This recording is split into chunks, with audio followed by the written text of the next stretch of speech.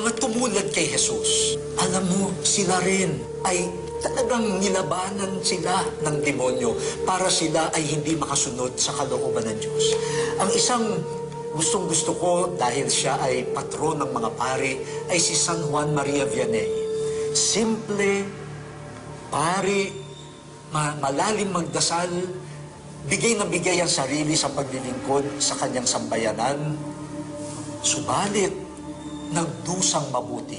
At ang pag-atake sa kanya ng demonyo ay hindi lamang yung mga katulad ng nararanasan ng ordinaryong mamamayan, ordinaryong Kristiyano ng mga tukso. Kung siya ay matutulog na, nakahiga na, ang demonyo aalugin ang kanyang kama. O kaya naman, yung kanyang mga gamit sa kwarto, lumilipad, tinatapon sa kanya. No? At kuminsan, nakakaramdam siya ng physical assault. Wala ngang pinipili ang demonyo. Ang lahat ay bukas sa kanyang impluensya. Mayaman man o mahirap, makasalanan man o inosente. Sa unang tingin, tila isang ordinaryong bata lang si Jason. Masayahin, masigla, at kuminsan pa, pilyo. Kaya naman hindi mo aakalain na sa murang edad, namulat na si Jason sa panliligalig ng mga demonyo.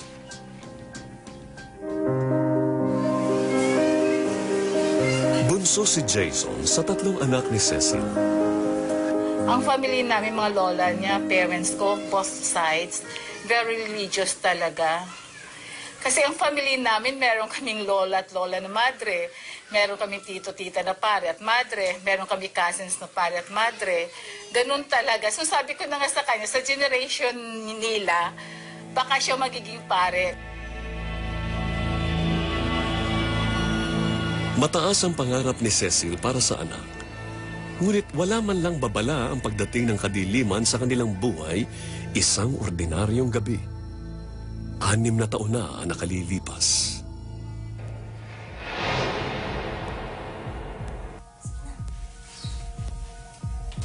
Matutulog na siya.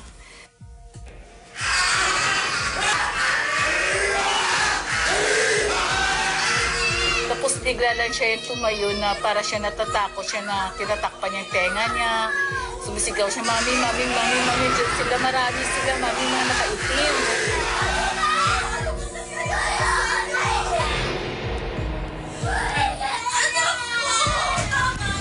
Nanginginig sa takot, pinagpapawisan, at halos hindi makahinga sa pag-iyak. Pilit itinuturo ni Jason ang isang sulok ng bahay kung saan meron daw siyang nakikita. Walang ibang nagawa si Cecil kundi yakapin ang anak at magdasal.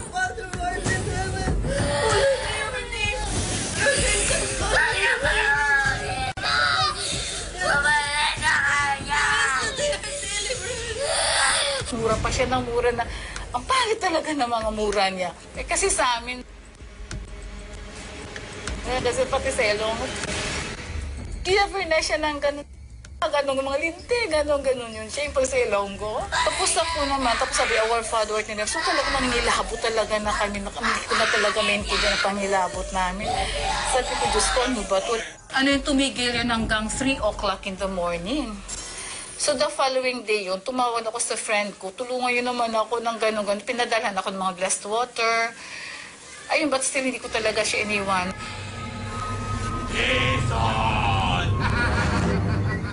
Mula noon, naging regular ang pag-atake ng hindi makitang mga nilalang kay Jason. Hindi agad naniwala si Cecil na demonyo nga ang bumabagabag sa anak, hanggang siya mismo ang nakakita dito.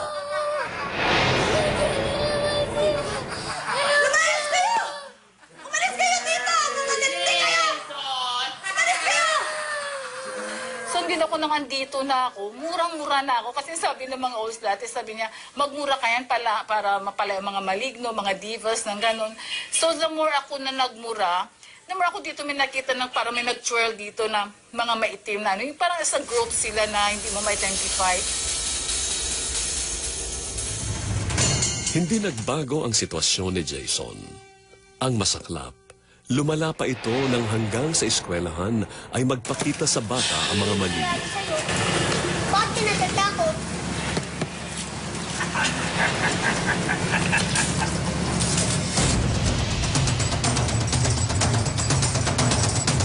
Mama, alam mo, ando naman mama mga blocks sa school. Anong ginawa mo, mama? Lumuntik na ako, mama. Hindi ko na talaga, parang bibigay na ako. Sabi ko nang pray mo, di ba? Alam mo na ko nang dapat mo pray.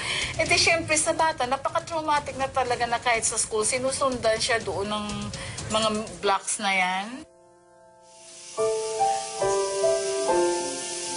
Tila wala nang nakikitang pag-asa si Cecil. Imbes na pahinga, ang mga gabi ay naging puno ng pangamba. Awang-awa na rin si Cecil sa kanyang bunso.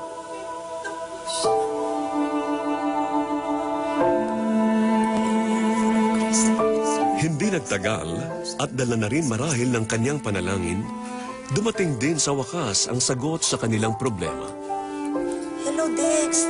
Nagdadasal ako. May nakapagsabing baka matulungan sila ni Father Siquia ng Archdiocese of Manila Office of Exorcism. Father,